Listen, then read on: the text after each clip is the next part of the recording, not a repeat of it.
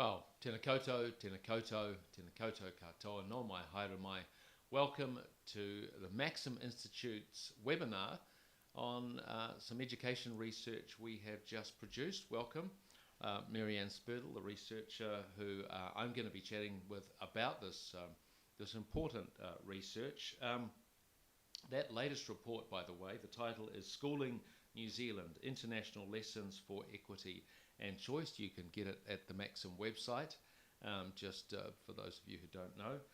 And this research looks at the link between open access to different educational models and smaller gaps between high and low achieving students. Now, by international standards, New Zealand has large achievement gaps in our education system and a comparatively low satisfaction rate amongst parents.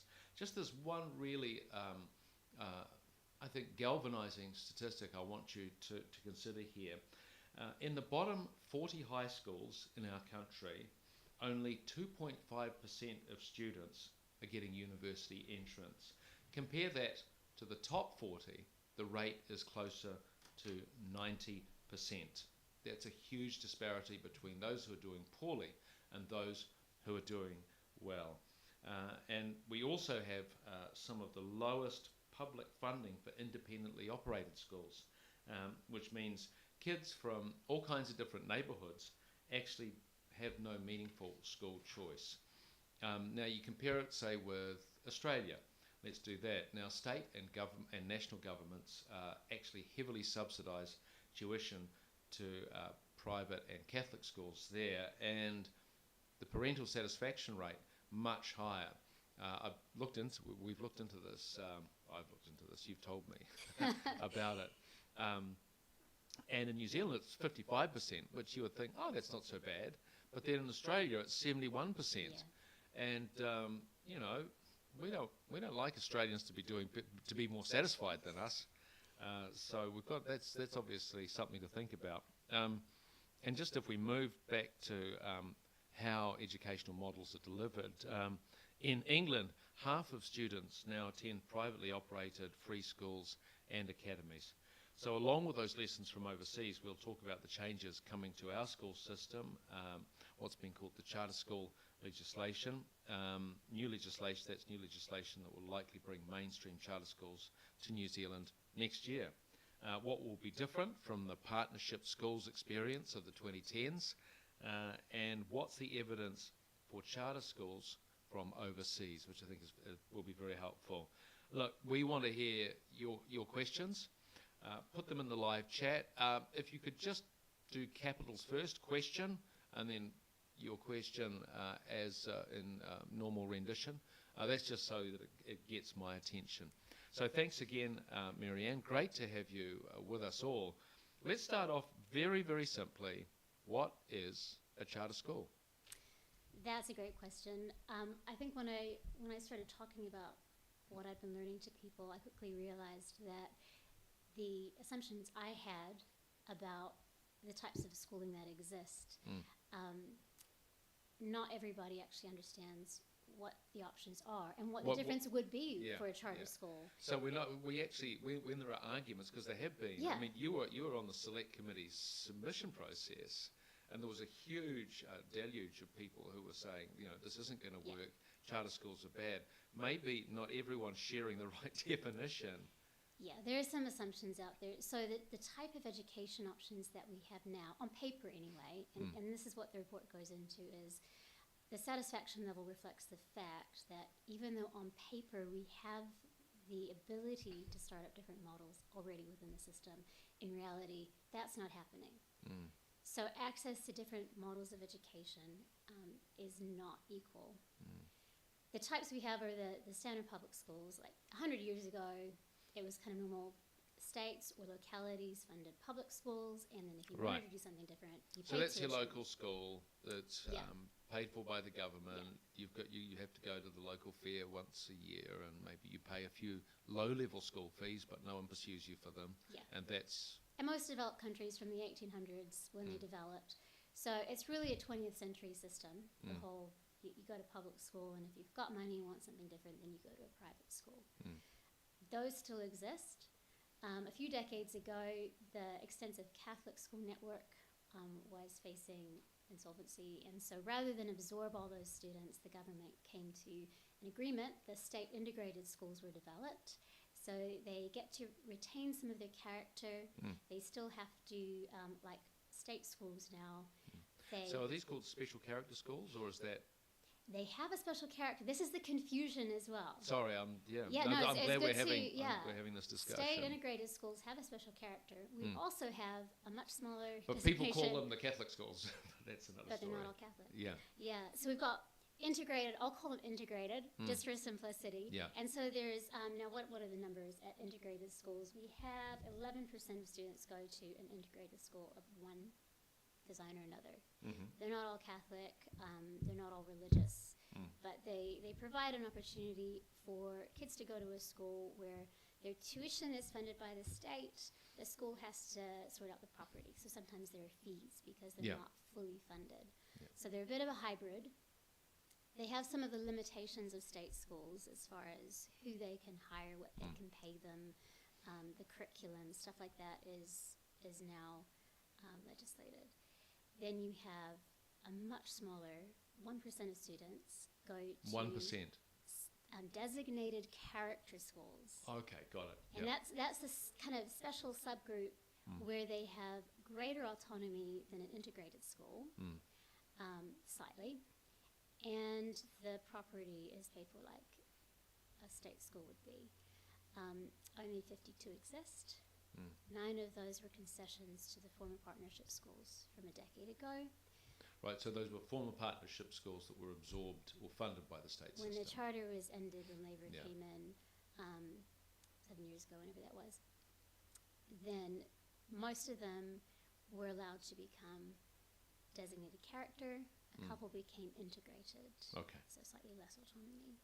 So those are the state funded. So that's a spectrum. Is state funded. Yep. And then you've got in terms private of autonomy, schools, then private schools fully autonomous, and homeschooling. And homeschooling again. So that autonomy, makes up. And then you've got integrated. And then so the 3 state funded are integrated, your typical public school, and designated character. Got it. Only amounts to 1% of the student population. So then what is a charter school? And people are saying, well, they failed 10 years ago. First of all, like I said, those schools are still operating. They're still publicly funded. And they've had so they were rave simply reviews absorbed from everyone into from the the system. Maori Party to, Yeah. So they were absorbed I hear under Willie Jackson's a big fan. So he was backing one of them. Yeah, the Maori Party was at the time fully behind the ones that were EU-led. And they're still operating, they're still doing great work. There are excellent designated character schools doing great work. However, like I said, they only make up a tiny proportion of the school system. The vast majority are Maori students. They're doing great work in Maori education. They haven't been allowed, the model hasn't been allowed to expand to really serve any other population. That's what exists now. The special the partnership schools that existed 10 years ago, they were set up with the design to serve priority students. So 75% plus had to be in some category, Maori Pacifica, special learning needs. So they were not schools that were open to the general population. Right. By the time the plug was pulled, there were 11 of them. There were a couple more, at least a couple more in the pipeline that had been approved to open. It never did. So I think there were fewer than 1,500 students being served. So it was a very small experiment. These are the kinds of schools that when opponents of charter schools, and I do want to get a definition out of you. We'll get to that. Charter schools. What a charter school is. Well, no, I think it's good to lay out the landscape. Yeah. And by the way, I will note that we're both aware that Willie Jackson is not a member of Te Pāti Māori, but he's someone that you would not expect to be a supporter of charter schools, given that he's in the Labour Party. But he's for those schools that were iwi run and attending to largely Māori young people, Yeah. he was a big fan. So I guess the point is that it's actually not as straightforward as you would imagine in terms of, and this is actually feels a bit. I mean, as a parent, this is how it feels when you're surveying the education landscape. It's like, oh, I like a bit of this, I like a bit of that, I don't like that. This might work for child A, but won't work for child B, etc., etc. So, in thinking about all that, given that what we're going to be talking about charter schools, what is a charter school this time round? So the legislation, which hasn't been passed yet, I think the plan is next month, the final legislation should be put forward and go through. They'll be independently operated. Mm-hmm. They'll be free, or there'll be a small fee for property, and that's one of the details that has yet to be defined. Public schools this time will be allowed to change from being a public school to being a charter school. They'll keep on operating. The Crown land will remain Crown land and properties. Right. They can retain their staff as long as the contracts with staff are at least as good as the one they're operating under currently. And any student who was within zone previously will still be guaranteed access. Right, will still be guaranteed. Yeah. Wow, that's fascinating. But are you hearing, like, is there a likelihood that some currently state schools will become charter schools? Yeah, there are 35 lined up. Wow. To switch next year. So if that happens, there will be 35 former public schools. I don't know which ones they are. Yeah. I know people who are applying for new charter schools. I've spoken to some of them, and they're looking at doing what charter schools are kind of advertised to be, which is they're instigators of choice, of options, of different models. So the ones I know of, Maori education for students with special education needs, students whose parents are looking for classical education or other types of special educational philosophies. So these are things that are either sparse or they're non-existent in the public system. So is there anything because we've got 4 boys. Yeah. And boys hate to sit down. Yeah. They hate to be inside. They'll start punching each other in the nose after about 20 minutes. Yeah. If they do. I'm just curious. I know at least one of the potential ones is specifically a boys' school that emphasizes sports. So yeah, like you said, different kids have different, some like big classrooms, big schools, some need more intimate spaces. I think that's the thing as a parent, when you're starting to talk about choice, is that you've got disciplinary measures with one child that will work. They won't work, the same measures won't work with another child because every child is different. Yeah. And this attends to, this is I think what we're trying to see here is a bit more choice for parents. So kids won't all go to the same school. They may go to different schools under this regime. Yeah, exactly. So one of the things that is the selling point is choice. Another one is that they will be non-selective. So they operate like private schools in that they're autonomous, but they have the funding from the state. That means all children will have an equal shot at attending. Okay, so if it's they're not, oversubscribed, they won't it's say, a lottery. no, you can't come. No, and I think a lot of the argument is they'll be set up, they'll be getting state funds, and I've they can heard cherry pick their students. They cannot cherry pick their students. Sorry, how'd you go on the IQ test? Oh, you can come. It's not. It's not going to be like that. And in fact, now this is where it gets interesting. So, and I'm just checking that to boil it down, some details of the charters, I'll just start by finishing that off, haven't been nailed down in the legislation yet. Right.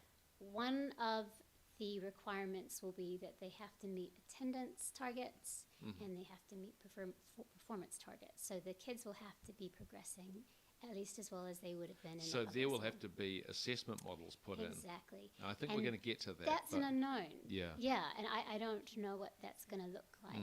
I mean, the whole system is a bit weak on assessment, being able to measure things and know what works and what doesn't. You're talking about is the a whole problem. education system within New Zealand at the moment. Yeah. So it's not It's not something that just needs to be done to track charter school progress and to be able to see, are they meeting the requirements? Should they be able to continue operating? The whole system needs to be able to show which students need additional help, which schools are excelling, what models need to be replicated elsewhere. Yeah. So that's one of the unknowns. But the legislation that's going through is going to, instead of specifying processes for these schools, they're simply going to go, these are the outcomes.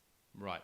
And so the accountability is not, you follow the rules as you're developing, the curriculum, as you're hiring, as you're laying out what happens during the day. That's not going to be specified. It's only going to be the outcomes and some loose things within there. So they can hire outside of those who are registered teachers.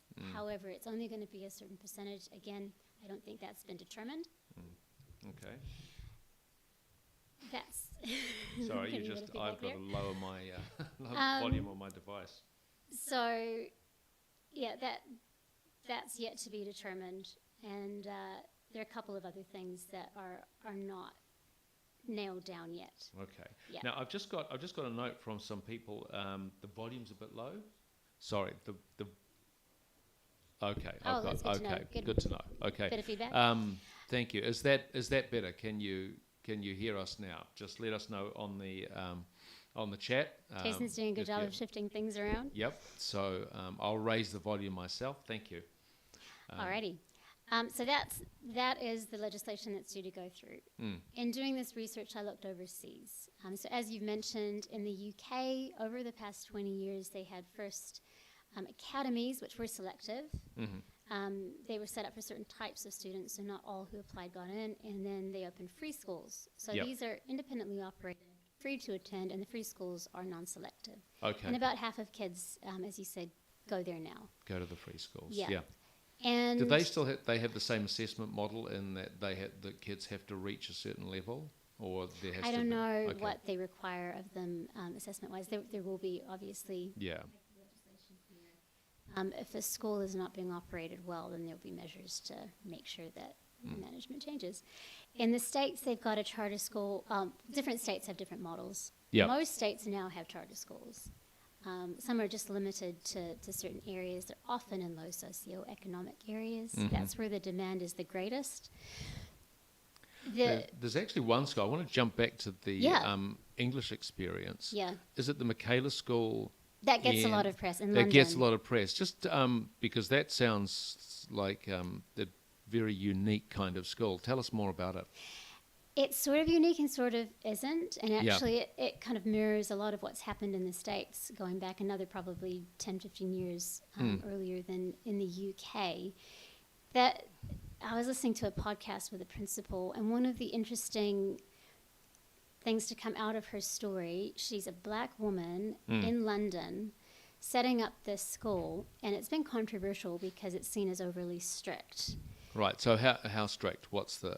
silence in the hallways. I don't believe so. Okay. Silence in the hallways. Wow. The routine is very, you got to be in places on time, right. And even the lunches are structured. And there's a real pushback against any attempt to return to that kind of education. But her comment is that there aren't many white kids at the school. And first I have to mention that they regularly are top of the tables. So this is low socioeconomic, area, but high rough area achieving. of London, but topping, Not many white kids go there. And she said it's because their families tend to prefer a more relaxed approach to education. Right. Like we said, different strokes for different This folks. is choice. But in her neighborhood, there is demand for that kind of chaos-free environment for obvious reasons. So I think it's important to keep in mind that when we say choice, there are vastly different models of educating kids. And if you have different options there, some kids will flourish in something that another family might look at and go, I won't want my kids to go there. Yeah. But at it's least not there's about the you. option. Yeah. If you look at schools that are doing well and go, well, we should at least open the door so that a provider should be allowed to set up a school that parents who want that kind of education can freely attend. this the gets us. important thing Yeah. about this is it's not just people prefer it. Looking at OEC data, and this is where everything kind of came back to, is the people who are tracking what's going on across multiple countries in the developed world. They are looking at what causes stratification in society. And they can attribute about 45% of stratification within education to the amount of public funding for independently operated schools. Mm-hmm. So the less public funding for independently operated schools, schools like Michaela, Right. like the iwi-led schools that were set up 10 years ago and some that still operate, the less you fund schools like that, the fewer kids have access to them. And it's going to be the kids who are from low socioeconomic families who have the least choice already. You're saying that there's greater socioeconomic stratification if there isn't that public funding of educational choice. Yeah. So those kids, and look, I've heard of teachers who've gone from schools in wealthy areas to schools in lower socio-ec areas, and they found that those schools demand less of the students because the starting point is not the same often. The starting point is not the same. Yeah, that's a common. Yeah. Well, I've just heard that was a remark from one teacher, and I think I've heard it many places. Yeah. So what's in terms of, let's just unpack that a bit overseas in terms of equity, quality, and cost. What's the experience in the US, Australia, England? And the US is a very important place to look. It's different in different states. Mm-hmm. And it's not widespread. There's been opposition to them. They're the same as here, where especially teachers' unions are opposed. Even if there's evidence that they're doing well, if it is a charter school, they will try to stop it. So despite that opposition, they have been operating, some for over 30 years. The Center for Research on Educational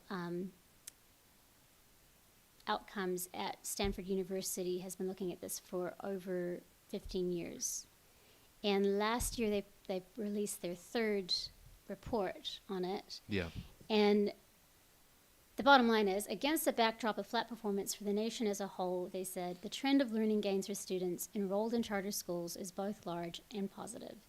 And the report drills down into which types of students are gaining the biggest benefit. Yeah. And it's minority kids, immigrants, those who often the starting point, English as a second language or the educational achievement of their parents, whatever it is that means that they enter school without some of the advantages that other kids have, they've got the greatest gains to make. And in charter schools, on average, they make more gains than in public schools.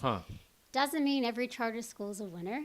Some charter schools have taken over failing schools and not made things better. Charter schools are a silver bullet. No. They're going to fix the education system. Yeah. But what they're going to offer. They open the door for providers who they're often community based. And this is what we saw with the partnership schools here 10 years ago.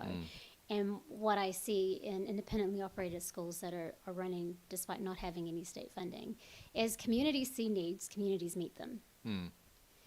So if you have public funding for that, and if you take off the restrictions that state-funded schools generally have to deal with, then the odds that a school is going to be one of those ones that outperforms others goes up. So not a silver bullet, but it allows more opportunities for that to happen. Right. Now I saw, pardon me, no, I was told about an interview recently where someone who doesn't like charter schools said, you know what, that credo, which is what it's called. Jen Genetti's interview with, said that, look, it's actually, there's no evidence there. It's been questioned. Yeah. So what's your, have she you said seen? It's been refuted. It's been refuted, and what she said. Are you aware of that? Yeah. And what do you see? So the most critical report I read on it didn't refute the outcomes. Right. It pointed out that there could be a selection bias because when you're taking kids who are already at a charter school, they possibly have parents who are more engaged in their education than those who haven't chosen a different option. And that's probably true. Out of everything that was looked at, that was the only thing that they flagged up as possible selection bias. And then they looked at smaller studies that managed to neutralize that bias that came to the same conclusion. So this As critical credo. report So said this could skew things. Yeah. However, we Have it looked win- at other studies that have come to the same conclusions, and they said the strength of the credo report is that it's quite generalizable. It was broad and deep. So I you know how haven't many- seen anything that actually discredits it. Right. What she said was that, and the fact that it hasn't been published in a journal. But credo is its own right, because it's out of Stanford research. University. Yeah. Yeah. And it will have. Do you know how many schools the Credo survey No, was across? it was nationwide and like over time and breadth, it was quite wide. So it looked at other studies in different areas Right. using a certain methodology. I have no idea how many schools, but it's the biggest study of its kind that I'm aware of. And I think the longest running too. They've been looking at this for over 15 years. Right, Yeah. right. And I think that's important as well to, like, we are at a point where we're anticipating charter schools opening up. Yeah. I don't think we'll know how well they're doing for at least 5 years. You can't say, oh well, things aren't good in the first 6 months. No. These a school takes a long time to get up and running. Yeah. So is this? It's a somewhat tangential question, but is there an optimal time when you think a school can be properly assessed? I'm asking you to It's think going off to the top depend of on your the head. school because, one of the things the Credo study explicitly said was exactly that it takes time for, effects to be seen. And I've looked at schools that were doing amazingly well. There were these gap-busting schools, and then I'm looking at their current ratings, and they've dropped back down. Right. So There one are of the reasons fluctuations. there's no magic bullet with education is it's so dependent on the leadership and on the teachers and on the commitment of parents. It's so dependent on so many people that you can't say, "I'll just do it this way and things will be great." Okay. Yeah. Okay. Now your questions are coming in, so thank you very much. We've got one. I wonder, Holly, if you could just unpack it a bit more. So your question is: would love to hear any thoughts about child poverty in New Zealand and how this impacts on digital equity. Now, maybe Okay. I just want Yeah, because I just I've got wonder some if you want to and if you want to just add to that question as well, Holly, that would be good because I'm interested in what you want to know about child poverty. But why don't we say, how does child poverty affect educational outcomes right now? Because I think that's what you're asking. Yeah. And maybe the digital equity aspect as well, which is basically, do kids in low socioeconomic schools get access to laptops, digital resources, etc.? Low socioeconomic schools receive more funding per student because there's an assumption that the students are going to need. They don't have more access at assistance. home. Yep. So I don't know what that means as far as which different schools provide what. I'm not into those details. As far as poverty and learning goes, there are two things. One is poverty is generally linked with other things, which means when a kid starts school, everything from their vocabulary to the number of books sitting around their home are likely to be smaller. And so their starting point, that kind of they're starting from the powerful knowledge back. that needs to be explicitly taught to them is going to be more than a student who's kind of been soaking in stuff that might be familiar when they get to school. So obviously poverty is linked with that. Poverty's not solely material, it's multivalent. And poverty, really a factor of poverty is lack of choice. If you're poor, you have fewer choices. Often it means you've got fewer positive inputs leading up to starting school, but as you start school, a family who has less money has fewer choices. So and that's, in this conversation, the possibility that there might be one or two different schools that are free to attend will offer more choice. Yeah, it will level the playing field a bit for kids coming from that. As far as digital access goes, and this is a pure hypothetical, but I know that some of the operators of partnership schools 10 years ago, because they had free reign over their budget and they didn't have 80% locked up in this has to be paid to teachers who are on this rung and there's no way of, you're locked in. They were able to, get a better lease agreement, get uniforms for kids, presumably provide devices, they're able to shuffle around funding Yeah. As they see fit. Right. They So get there's this much greater funding per flexibility. student, and who they hire, what they pay them, they have a lot more control over that. So they can allocate funds to where they see the needs are greatest in a way that public schools don't. They have some maneuverability, but not as much. Not as So much. charter schools will be able to identify and meet needs better. Actually, in your research, there's a headmaster called Raywin Tipene, Yeah. who has, I think, been in the public system, been out of the public system, went back to the public system. What was that experience for her? Kapehu Fetu in Whangarei, it's now a designated character school. It was one of the partnership schools.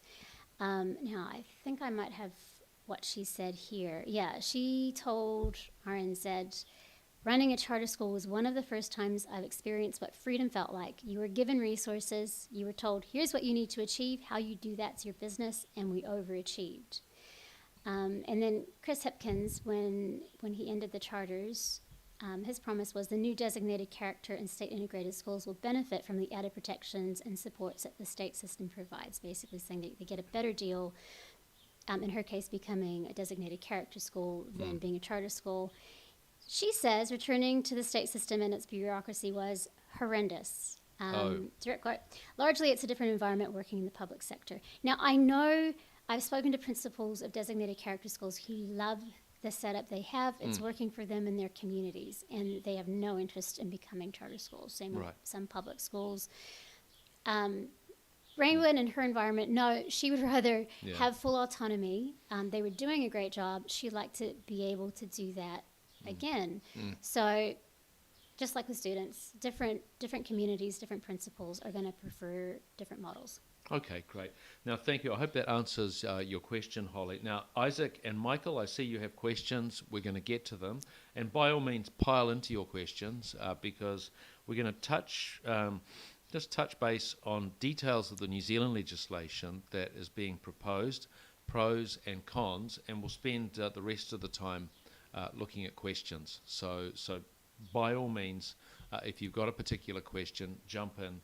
Isaac, Michael, we will get to you. Holly, I hope we covered what you were interested in. The New Zealand legislation, what have we got? What does it look like? So I've hit the highlights so far. I'm trying to think if there's anything I haven't mentioned. So obviously, if they don't hit their targets, and the assessment is still yet to be known. Assessment, yeah. Yeah, and we don't still know don't what the know. assessment will be. But this is also, as you say, as you've noted, it's a whole system issue, not solely a charter school's assessment issue. Yeah. So are you sensing that they'll roll out something for the whole system? They've already been talking about that. Okay. Yeah. So this government, with or without charter schools, was going to be standardizing, how we assess and trying. Tests, I know the intention there is to stage it so that a test at this year level is meaningful. At this year level, you can kind of track progression better. Yeah. I don't know what that's going to look like. But as far as the legislation, if they don't hit the targets, then there will be interventions. If those don't work, then the school will either be closed. What kind of interventions? So will they ERO, like an ERO intervention of some kind? ERO is involved in overseeing that stuff. And so if, and I don't know exactly because it's not in the legislation, so I can't say what that will look like. But they can take over management of the school, give it new management if it doesn't turn around, or they can close it down. So essentially, they're fully accountable for outcomes, not processes. Right. Question, it's occurred to me, obviously schools have a board. Yep. Often parents serve on that board, etc. Then there's a principal, then senior staff, then teachers. Is that going to be the same structure for and charter in fact, schools? For charter schools to apply, they have to show that they've got good governance and good financial management. So they have to have some kind of proven track record of the people who will be involved. And without that, and a bunch of other things, they're not going to get a look in. Yeah. What is in the legislation that, as you're seeing, and as I mentioned, you made a written submission to the select committee on the issue, and then they invited you quite swiftly to make an oral submission. Yeah. Are there any uncertainties you have about the legislation as you're evaluating it? Mainly around the assessment.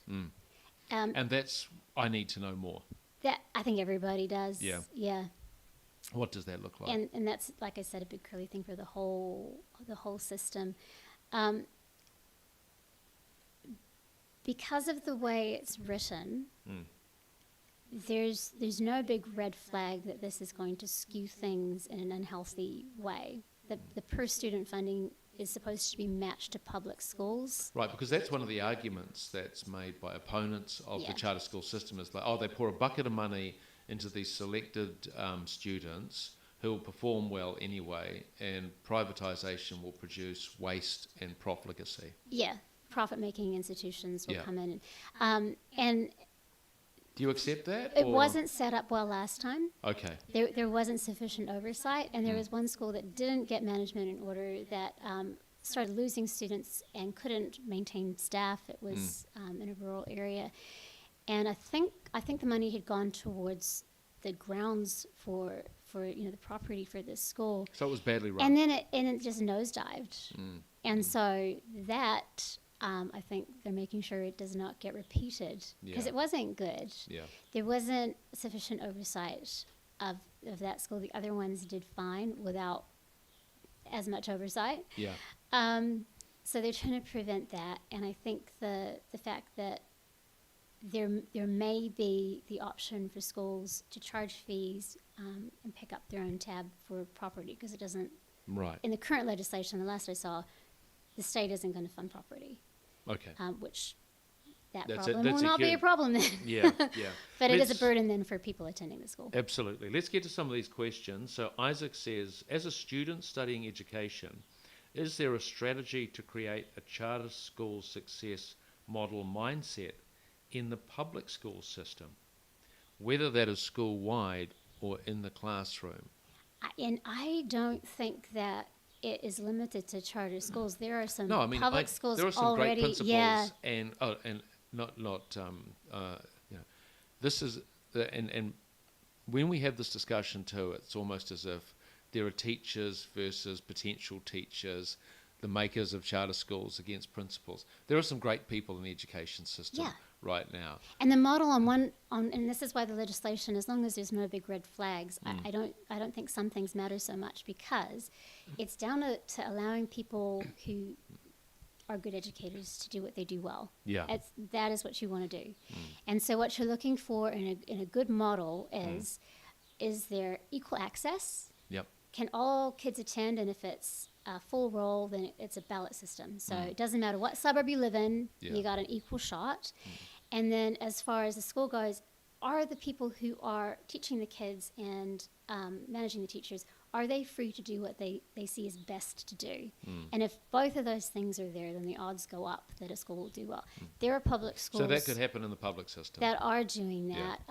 Designated character yeah. schools. They have their hands tied in some ways that can be too restrictive. And like Raywin Tippany said, yeah, she finds it horrendous. The For bureaucratic, her, it's that's way the too. bureaucratic constraints of being a part of the public system. I just want to go back to something that you did raise, which is school roles. So public schools typically don't have the ability to control their roles. No. Now, that's because there may be it may be because of immigration. Kids are pouring into a particular area, and that puts pressure on the public school system. Yeah, about 20% of schools are oversubscribed. In the public school system, yeah. Do you have any idea by how much? How many students are? No, I don't know. But there've been heaps of news stories as well about schools needing new classrooms, and that's another battle with the Ministry of Education, because they also don't have autonomy over that. Also increasing class sizes. Yeah. And I think most parents would say, I'd prefer my child to be in a smaller class rather than a larger class. Generally, yeah. Yeah. Unless the child is a massive extrovert. Some kids, yeah.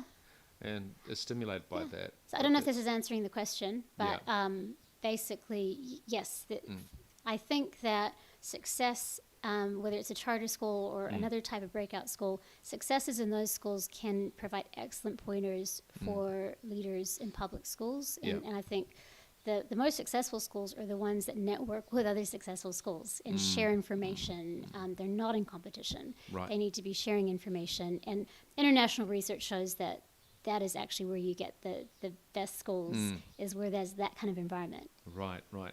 Just to get to, so in the classroom, in the public school system, is there anything that, or any strategy that you would say that perhaps a charter school might apply, that could be applied, and look, if you don't have anything, that's fine, but just in terms to the question that Isaac's raising. I don't have any thoughts on that, Yeah. but I think everyone I know who's involved with independent education, setting up a new charter school or ran one, they've all been in public schools. Yeah, yeah. As far as I know. I've actually, I've seen at a one-day school I know of, where the students are greeted at the door with, and it's a small school, very small school, but they're greeted with a hug from one of their teachers. And I think just the connection, and that they welcome the hug, that sense of connection with the kids as on a human relational sort of platform is really important. Yeah. So look, it does seem a bit sentimental, but maybe teachers, just a hug for the kids in the morning. We'll go on to the next question. This is from Michael Pierce.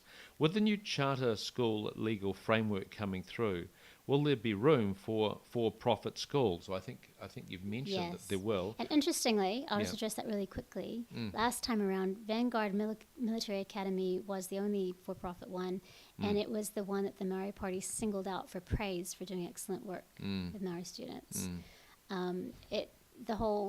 There will be schools making a profit and prioritizing that over good education. They can't keep operating if they're not providing good education. Yeah. Well, the market. I don't know anybody who gets listen rich to the market, off of education at the same level as public schools. So that concern, I think, is overblown, and it's not something overseas that has been a problem. So the other supplementary question is, would they only be non-profit and community run? No, they wouldn't. So there would be a variety. And you can have for-profit and community run. Will schools be? Will the charter schools be made to make their accounts public? Yeah, the accountability level.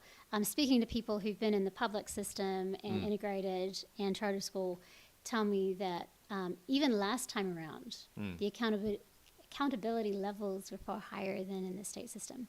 Oh, really? Yeah, okay. and the transparency, and they're making sure that is definitely a thing this time around. Well, so yeah, there'll be full transparency. Yeah, particularly if you're paying, if it's a for-profit and you're paying a certain amount, you want to know. Well, it's getting state funds. Yeah, everything needs to be transparent. I've seen conversations around should everything be OIA-able, and responses from people who want to set up charter schools saying, yes, please, let's be OIA-able. I don't know if that's going to be in the legislation or not, but why not? Yeah. Would you be for that? Yeah. Yeah. Yeah. I because think that you think transparency only helps. Transparent, yeah. Okay. Next question is from Laura Claire Gavin. Pardon me. What options exist in New Zealand to get involved in charter school advocacy? I have 15 plus years of experience with charter schools in the US and would love to get involved now that I'm here in New Zealand. Email me and tell me what you know. This is a selfish request, but I'm not a teacher. So the more conversations I have with people who've been on the ground, the better. And that, how to and get that involved. that email is Maryanne. It's maryanne.spurdle@maxim.org.nz. Yes. I'll say it again. Maryanne, MARYANNE.spurdle, SPURDLE, @maxim.org.nz. I look forward to hearing from you. And I can put you in touch with people I know who are doing work on the ground. I don't know of any broad advocacy other than just, people made submissions and are talking to one another. You could go through the submissions. And share this paper with people. And I'm come not on the here. website, and you'll be. I think you'll also be. You read the paper, you'll see there are people that you've spoken who are for charter schools, people who are against charter schools, and that's the way we do research here. And I just want to say again, this is not a magic model. when I went into this, I was really struck by stuff coming out of the OECD. I'll just read some, and this is from, some of this is going back 14, 15 years. They're looking at international stats, schooling systems around the world. And these are the statements. Many of the world's best performing education systems have moved from bureaucratic command and control environments towards school systems in which the people at the front line have much more control of the way resources are used, people are deployed, the work is organized, and the way in which the work gets done. The past was about quality control. The future is about quality assurance. The challenge is that such system transformation cannot be mandated by government, which leads to service compliance. The past was about public versus private. The future is about public with private. This was Andreas Schleicher, who is one of the people who developed the PISA assessment. So internationally, there's this understanding that rather than controlling the methods, I want to unpack the difference between quality control and quality assurance. So I think share that with everybody But you speak with if you want to advocate for charter schools. How do you see that as a difference in terms of Yeah. quality control and quality assurance? Quality control, you end up cookie cutter, don't you? Because you're so saying it's tick the boxes. You must pay this person this amount. You must teach this at this level. Yep. You must have between this and this, number of students. Somebody else determines when and how you get your classroom set up and what they're what the design is going to be. So all of the little day-to-day details, the school year, the hours of operation. It's micromanagement. They're all determined elsewhere. Yeah. And then you have to constantly provide, Raywin Tiffany's comment about constantly getting emails from the ministry about this and that, and she just found it, quite a hassle. So frustrating. That is what quality control looks like. Quality assurance is saying, like Raywin said, how you achieve it is your business. As long as you're achieving it, you can keep going. And with charter schools, people don't have to send their kids there. They're not going to approve charter schools in an area where that would take away choice. And so there'd be no public school option. There would only be a charter school. The whole idea of this is to add choice to the system if they follow through with how the legislation is worded, not remove it. So that will provide more options that have quality assurance as the bottom line. There will be other models. So if they're not doing their job, parents will not choose to send their kids there because parents will have the choice between a charter school and something else. And if the charter school isn't doing what people want it to do, then kids won't go there. And look, there's even when you go to a school, there's like this this shadow market on teachers. So which teacher do parents like? Yeah. And, someone stocks up, someone stocks down. Parents they're really galvanized by the educational options for their kids, even in a micro way. So it's like this teacher does X and Y well, but don't so much love, A and B, for example. I'm interested, just in... I had a thought. I've lost it. We'll get back to that. Let's go to the next question, which is from Michael Pierce again. Why would a private school not want to become a charter school and get funding for students? It's not allowed to. Right. If you're a private school... Do you know why that is? Well, I think possibly so that people who go, it's just so that, wealthy schools can cash in. There are probably a number of reasons why a private school might not want to, including funding levels. Because if you can't charge tuition, you are limited to what a public school gets per student. In countries that have, so I haven't mentioned the stats, but so in England, 6% of kids are still at private schools, even though we've got about half going to free publicly funded, privately operated schools. There's still 6% of kids going to private schools. In the States, it's 8%. Okay, there's quite a strong historic association in England for private schools. That they're the funnel into those leading universities often. 6%, 8% in the States, 4% here. It's 16% in Australia because private schools are heavily subsidized, so that opens it up to a lot more people. Overseas, where there's so you've got like the Netherlands, they fund public and private schools equally. they've kind of done away with the exclusive. So there's private no school. such thing as the exclusive private school. There in the may still be if Netherlands. they charge addition 2 for that. Right. But private schools continue operating because there's still a place for them, even if you've got privately operated, publicly funded schools. If a private school here, because there are a lot that are not elite. I don't think people understand that a lot of private schools are not elite schools. They're community-led, and they're attended by kids whose families can't afford a lot of tuition. And the schools run quite trim. If a school like that wants to become a charter school, it has to close operations, apply, Then reopen. So and if it kids gets will have to go accepted, elsewhere, or? yeah, and if it gets Okay. accepted, then yeah. Yeah. So it's going to be extremely difficult for a private school to open its doors next year as a charter school. That's not going to happen. So it's a bit like if you want another job, you'll have to take time off to find the other job, so to speak. Yeah. So and then you'll exhaust your savings. Oh, what the question I was going to ask or like underline that has come back to me. It's about the importance of assessment. Yeah. What would you want to see in the and look, I realise it may not be something that you've studied, but in terms of the assessment model, which is going to be crucial, a crucial mechanism for seeing what charter schools are doing, what would you want to see? Well, I've heard what people don't want. Okay, let's talk about what they don't want. And I think there's fear that the introduction of assessment is going to kids being tested all the time and teachers teaching to the test. You hear that a lot. That's definitely not the goal. Or kids being shamed for failing. What assessment should accomplish is identify students who need additional help and where they need it as early as possible. Because that just saves a whole lot of pain in the future. It's more efficient. It's way better for the kid. So it needs to achieve that. So find out where the gap is. It needs to be able to track how students are progressing. They're not all coming from the same starting point.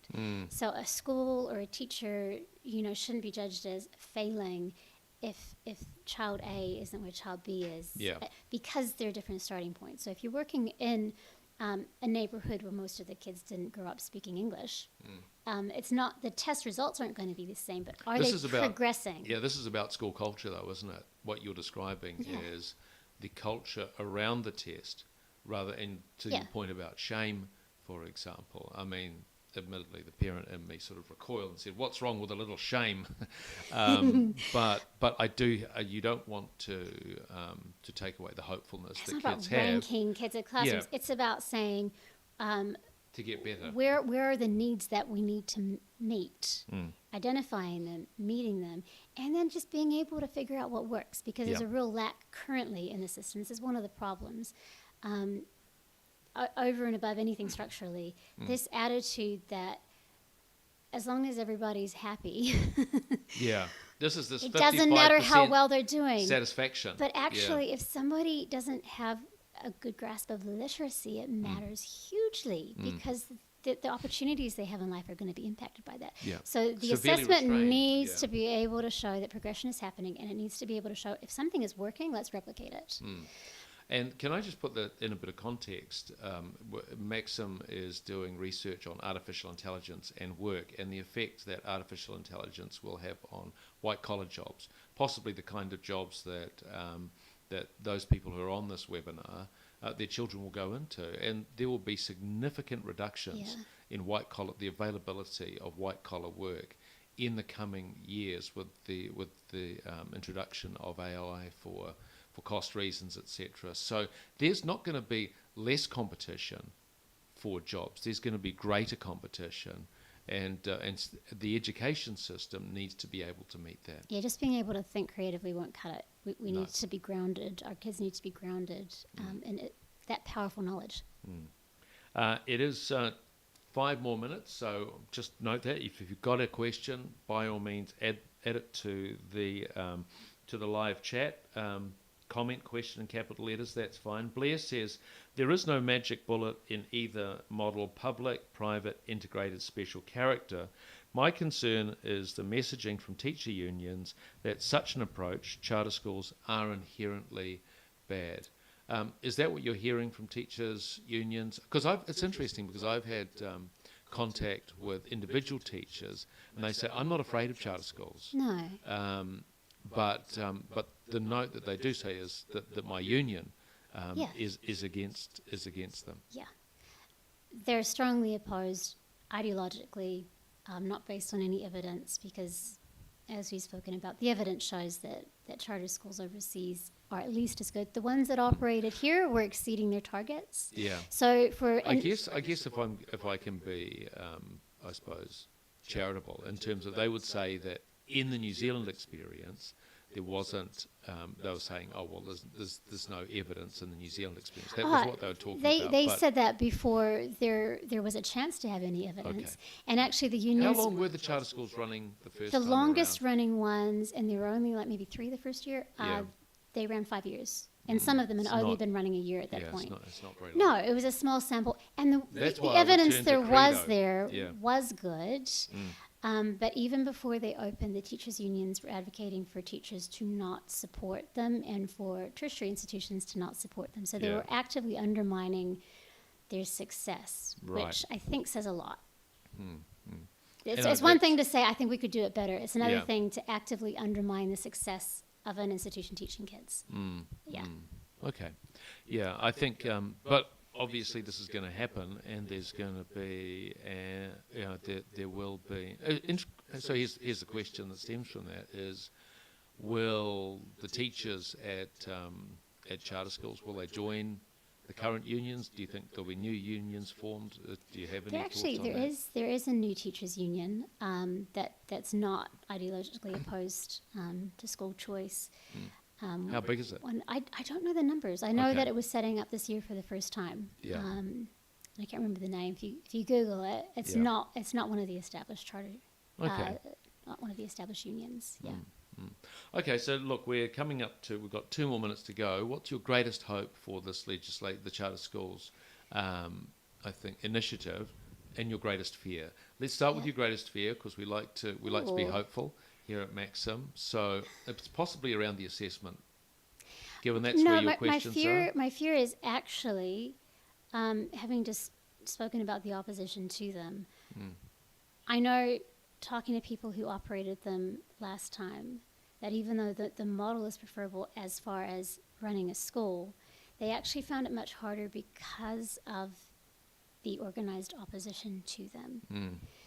And so people who are actively undermining schools and pretending that the schools are existing for bad intentions like profit making, when the people I know who are looking to meet needs in their communities are quite the opposite of that. They've made lots of sacrifices to provide good education.